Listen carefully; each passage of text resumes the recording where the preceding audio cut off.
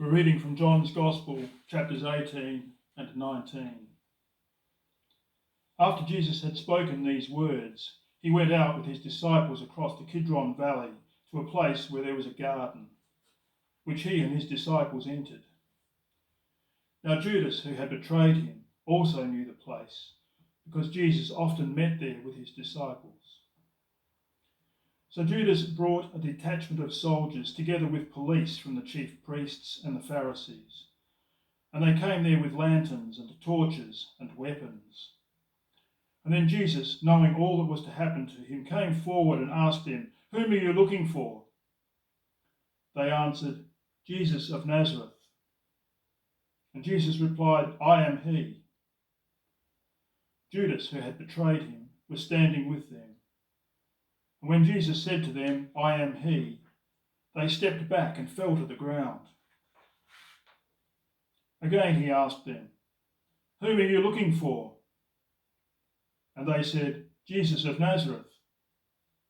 Jesus answered, "I told you that I am he. So if you are looking for me, let these men go." This was to fulfill the word that he had spoken, "I did not lose a single one of those whom you gave me." And then Simon Peter, who had a sword, drew it, struck the high priest's slave, and cut off his right ear. The slave's name was Malchus. Jesus said to Peter, "Put your sword back into its sheath. Am I not to drink the cup that the Father has given me?" So the soldiers, their officer, and the Jewish police arrested Jesus and bound him.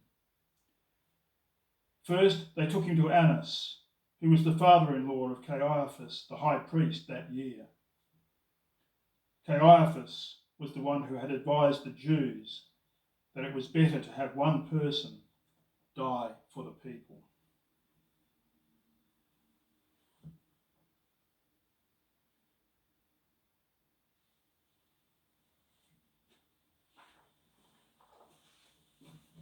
Simon Peter and another disciple followed Jesus.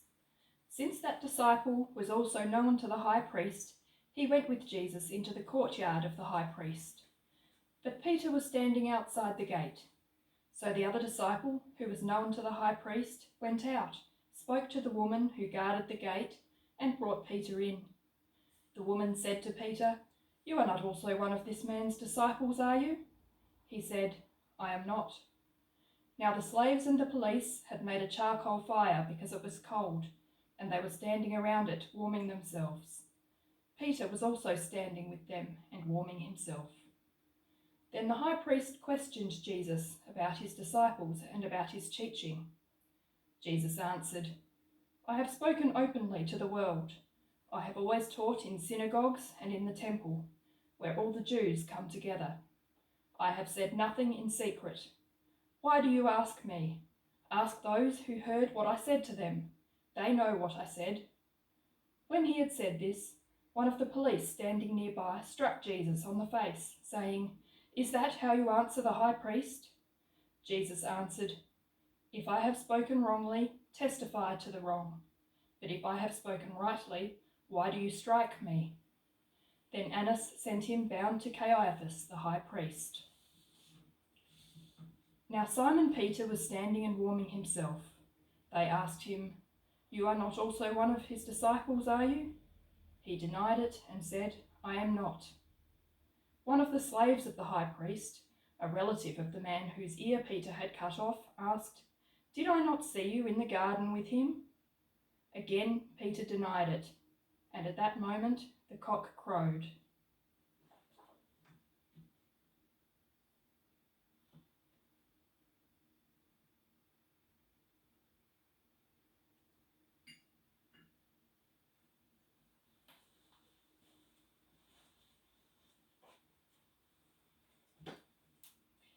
Then they took Jesus from Caiaphas to Pilate's headquarters.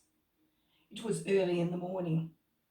They themselves did not enter the headquarters so as to avoid ritual defilement and to be able to eat the Passover. So Pilate went out to them and said, "What accusation do you bring against this man?" They answered, "If this man were not a criminal, we would not have handed him over to you." Pilate said to them, "Take him yourselves and judge him according to your law." The Jews replied, "We are not permitted to put anyone to death." This was to fulfill what Jesus had said when he indicated the kind of death he was to die. Then Pilate entered the headquarters again, summoned Jesus and asked him, "Are you the king of the Jews?"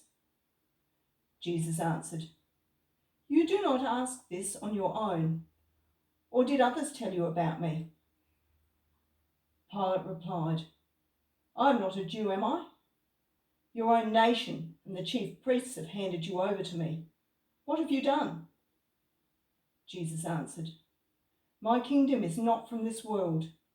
If my kingdom were from this world, my followers would be fighting to keep me from being handed over to the Jews. But as it is, my kingdom is not from here." Pilate asked him, "So you are a king?" Jesus answered, "You say that I am a king. For this I was born, and for this I came into the world, to testify to the truth. Everyone who belongs to the truth listens to my voice." Pilate asked him, "What is truth?" After he had said this, he went out to the Jews again and told them, "I find no case against him. But you have a custom that I release someone for you at the Passover. Do you want me to release for you the King of the Jews?" They shouted in reply, "Not this man, but Barabbas." Now Barabbas was a bandit.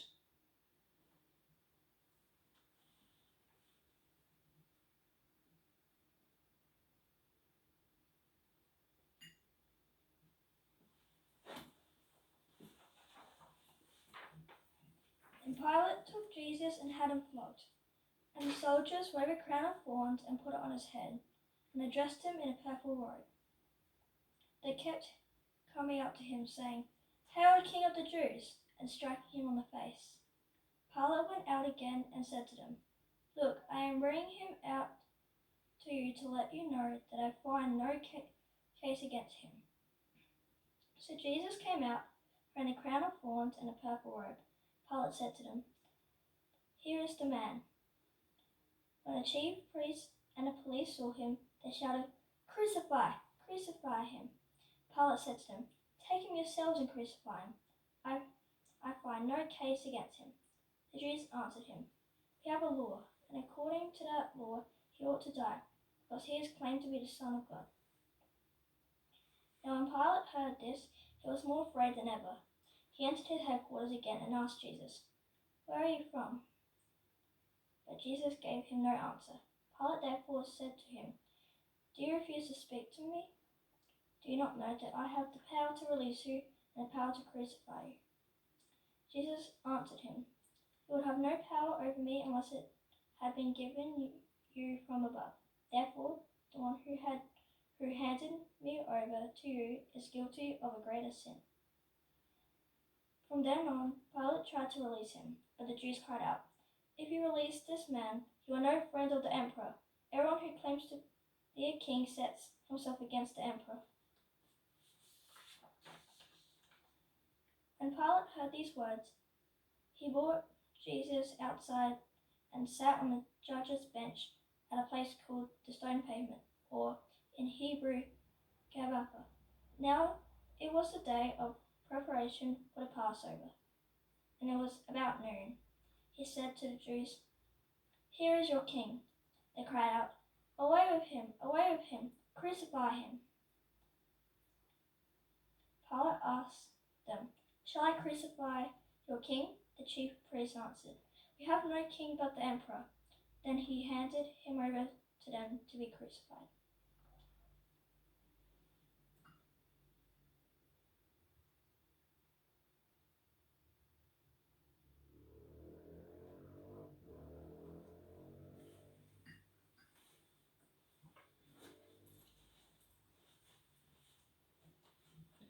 So they took Jesus.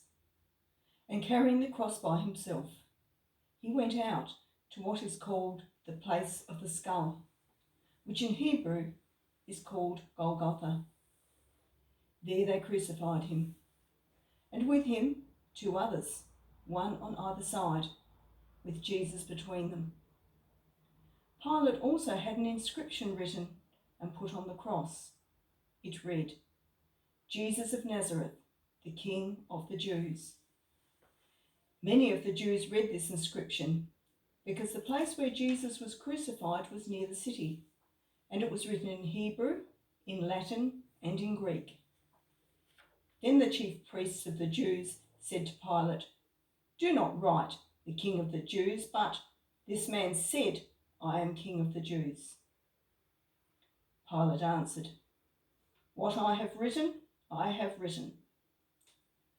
When the soldiers had crucified Jesus, they took his clothes and divided them into 4 parts, one for each soldier. They also took his tunic. Now the tunic was seamless, woven in one piece from the top. So they said to one another, "Let us not tear it, but cast lots for it, to see who will get it." This was to fulfill what the scripture says. "They divided my clothes among themselves, and for my clothing they cast lots." And that is what the soldiers did. Meanwhile, standing near the cross of Jesus were his mother and his mother's sister, Mary, the wife of Clopas, and Mary Magdalene. When Jesus saw his mother and the disciple whom he loved standing beside her, he said to his mother, "Woman, here is your son." Then he said to the disciple, "Here is your mother." And from that hour, the disciple took her into his own home. After this, when Jesus knew that all was now finished, he said, in order to fulfill the scripture, "I am thirsty." A jar full of sour wine was standing there. So they put a spongeful of the wine on a branch of hyssop and held it to his mouth. When Jesus had received the wine, he said, "It is finished." Then he bowed his head and gave up his spirit.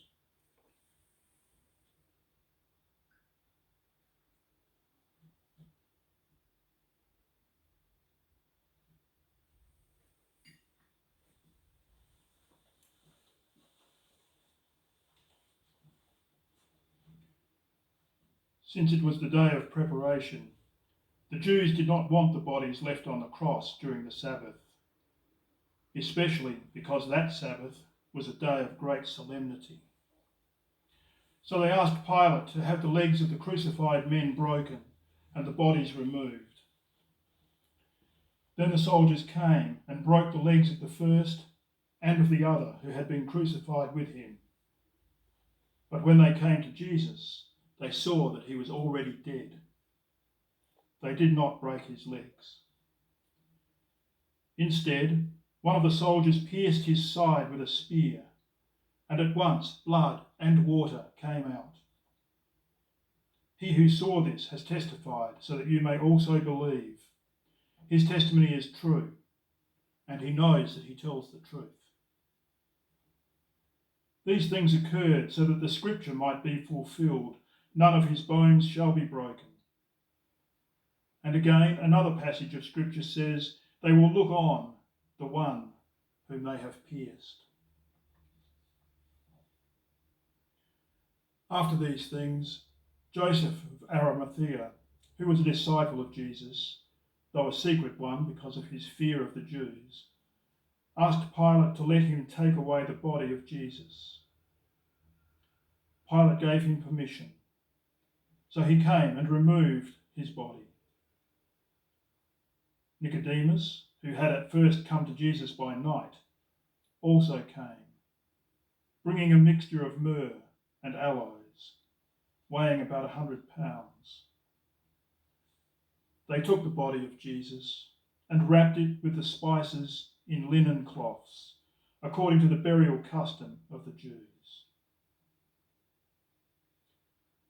Now there was a garden in the place where he was crucified, And in the garden there was a tomb in which no one had ever been laid.